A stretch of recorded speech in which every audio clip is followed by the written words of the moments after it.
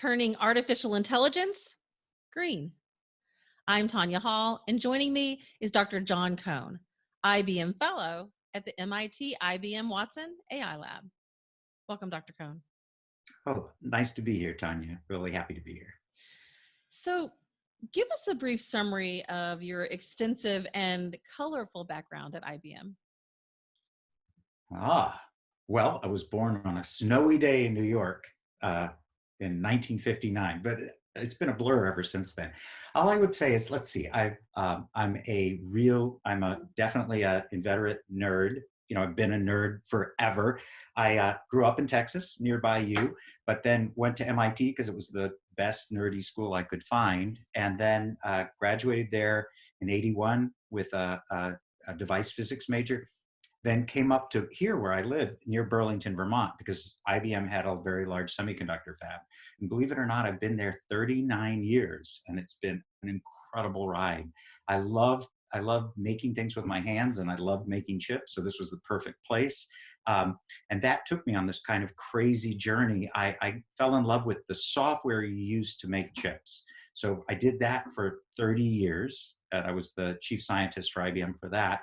And I make a habit of every 30 years, you should change it up. So I became the chief scientist for IBM's Internet of Things business, which was using chips and computers, putting them together, two things I love. Then I did that, and that was in Munich. So every other week I would get on an airplane from here in northern Vermont to Munich. And it was a fantastic job, but I had enough frequent flyer miles, and I said, okay. And it was a great job. But what happened actually there is I was working on the software used in chips to make them smarter. And I fell in love with artificial intelligence. And about that time, we had started a laboratory here at MIT down in Cambridge. And I am a rabid MIT fan. I actually went to school there in 77 to 81. I am the co-founder of Vomit, Vermont's own MIT club.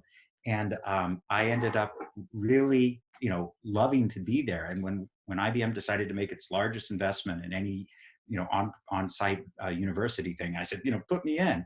And so John Kelly, our executive VP, said, why don't you go there and be the IBM fellow for the lab? And it's been fantastic. So what I do is I commute. I'm half-time down there in person, but I'm there all the time mentally.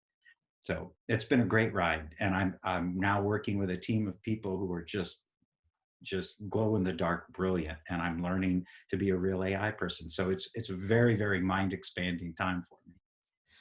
I want to talk a little bit more about your role. In fact, in your role at MIT IBM Watson AI Lab, you oversee special projects, including building a path toward a greener AI. Exactly how can AI become greener, and why is that important?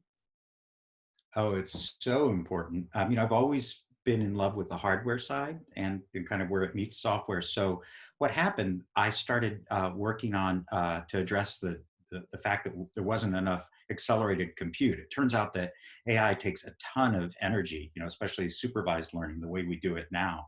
And over the last year, I spent designing and installing and operating a large supercomputer there called Satori. And in the process of building this IBM computer, it was really, really an amazing thing, because usually I designed the chips. It was the first time I built something that big using them.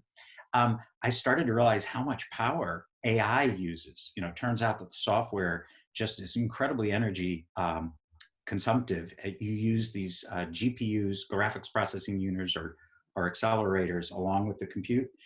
And it started me thinking about, gosh, well, how is this going to affect the world? What happened, though, is when we built this computer, we built it for speed. It was IBM helping MIT kind of build up their processing. It turned out that every year, all of the supercomputers in the world are ranked by their speed, but also by their energy efficiency. And just because we'd made good choices, we were, in the middle of the pack in terms of performance, which is still something of the top 500 supercomputers, but we were number 4 in the greenest supercomputer of the top 500. So that started me thinking, and it turns out that our computer is built at a place called the Mass Green High Performance Computer Center, MGHPCC. in Holyoke, Massachusetts. And it's on an old brownfield site. It's actually got on-site hydroelectric power. So they buy power from a variety. It's 97% green energy.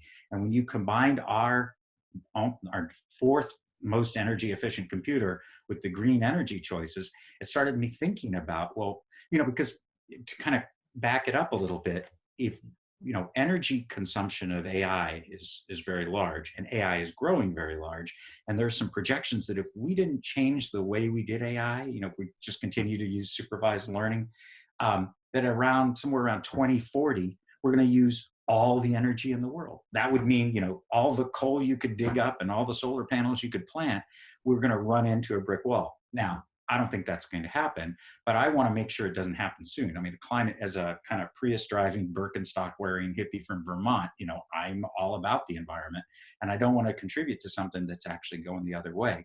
So what we've done with this Satori supercomputer is we've instrumented it. So we're using the fact that it's super green to kind of make the point that when we've instrumented it to tell people how much power everything they do takes, it gives you feedback. It's just like now when you fly on an airplane, they tell you what the carbon cost is, and you can buy an offset if you're feeling so biased. But what that really does is it focuses people's attention. And so what we're doing with this supercomputer is by letting people know how much energy this thing uses, they can make better decisions. And we've been able to see, simply just by alerting people to it, they can get 3, 8, sometimes 50x times greener. As a matter of fact, we went through a calculation of, the most intensive workload that we could run on this machine. It's 70 times more efficient, 70 times less carbon than a similarly sized, similarly capable machine in a less green data center. 70. So we feel that gets people thinking in a way that we are going to avoid that brick wall. What makes Satori unique compared to other supercomputers? I mean, is it the hardware design? Is it the applications you can run? Well, it's a combination. The energy efficiency is because of the IBM Power architecture. So we have very large memory. We have very large memory in GPUs. It uses very exotic cooling. Air cooling is very well cooled, so the density is quite high. So a combination of those kind of things made it the most energy efficient from the Green 500. But it's the combination of that and the placement in this green data center that's kind of like top of the heap on both of those that comes together to make it unique. But I think, honestly, the thing that's going to really move the needle, so everybody should be using the most efficient energy, computation that they can. But I think what really has to happen is we have to change the way that we think about doing AI software. We have to move away from just doing supervised learning. That is tons of, labeled data, which the world doesn't really offer you unless you're just trying to do cats and dogs, right? So if we can get to a point where we can train on less data and become better about making software that uses less data, that's going to solve more energy no matter what kind of computer that you run on. So we're trying to make the point, and by giving people feedback that, this approach versus that approach, one of them's greener versus the other, you don't have to be running on our fancy computer to do it, but it's just a great pedestal because we've got the instrumentation. And well, I can talk about this for hours, but the idea of how we use things, my lab is concentrating on neural symbolic computing. And by doing that, we can show that you can train with far less data, and training with far less data means generating far less carbon. So, and I would love to talk to you for hours and hours and hours about this, and we'll have to have you back to do that. But I think you alluded to something that you may have answered my next question. As you look past the great quarantine of 2020, what MIT-IBM projects are you most excited about? Well, I think, I started to go right into it. What's interesting is that it's the idea that AI has gotten so popular for the last, say, 5 years is the ability to use these neural network components to train on lots of data. So I get tons of data, whether they're faces or dogs or cats or whatever, and they're labeled, they're meticulously labeled. And that is an approach that's really powerful for recognizing faces, et cetera. But it doesn't what it's not good at is doing what humans do, which is just on the first or second time you see something, being able to understand it. I don't know you well, but I know you're from Texas, so I'll bet you like Mexican food, right? Well, I can apply that kind of reasoning, but straight AI, straight supervised learning doesn't know anything you don't tell us. So we're very interested in being able to apply symbolic reasoning, which is what drove AI for almost 50 years that it first existed, and then combine it with the new advances with neural computing. By doing that, you can use the best of both. Neural networks, deep learning is really good at parsing the world and saying what's around me, and then applying the best parts of symbolic reasoning and symbolic logic and induction, planning, causality to try to understand how to reason about it. That means I can bring experiences that I gathered from somewhere else and apply them to this new situation, which is something AI doesn't do very well. I'll give you an example. In one of the projects that we're doing with Josh Tenenbaum's lab at MIT, we were able to show on a particular data set that tries to answer visual questions, be able to look at a picture and ask an arbitrary question and have the computer answer it, which you or I would have no trouble doing. Computers aren't very good at that.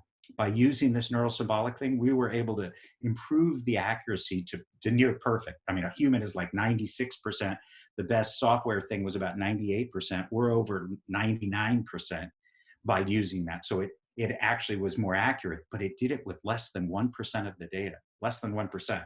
And you can even reduce that further. So it was not only better, it used less data. And that, the combination of those two things together makes neurosymbolic really, really exciting. So that's the thing I'm most excited about. And it's going to have a direct output on power. It's going to make our AI much greener and much more flexible. Dr. John Cohn, IBM Fellow and Distinguished Agitator at the MIT IBM Watson AI Lab. What a unique title.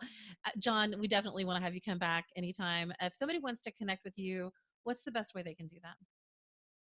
Well, there are a couple of places. I think that the lab, the MIT IBM Watson AI Lab .mit.edu, our website, or catch me on Twitter at John Cohn VT, like John Cohn, Vermont, and I'll be very happy to answer. I'm always looking for friends. Thanks again, John. And you guys can find more of my interviews right here or at tonyahall.net. Thanks for watching.